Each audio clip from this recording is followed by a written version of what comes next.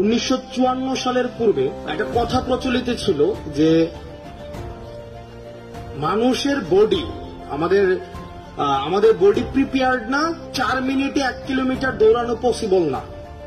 1 kilometre যদি আমরা 4 মিনিটের কম সময়ে দৌড়াই তাহলে আমাদের হিউম্যান বডি কোলাপস করবে। এটা হচ্ছে 1954 সালে এটা ধরে নেওয়া হতো।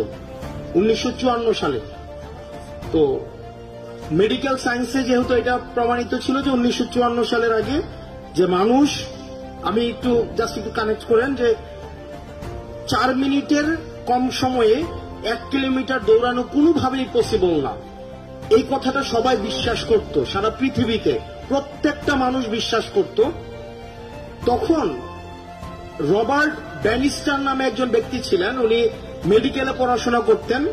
তো ওই ভদ্রলোক রবার্ট ব্যানিস্টার, ওই ভদ্রলোক উনি ভাবছেন যে যেহেতু মেডিকেল সায়েন্সে আছে, উনি এটাকে মানতে চাইতেন না, উনি মানতেন না। পরবর্তীতে উনি ট্রাই করেছেন এবং উনি প্রথম একমাত্র ব্যক্তি যে 4 মিনিটের কম সময়ে উনি হচ্ছে 1 কিলোমিটার দৌড় সম্পন্ন করতে পেরেছে। উনি প্রথম ইতিহাসে 1954 সালে রবার্ট ব্যানিস্টার, যিনি 4 মিনিটের কম সময়ে 1 কিলোমিটার দৌড় শেষ করতে পেরেছেন। এর পরবর্তীতে 46 দিনে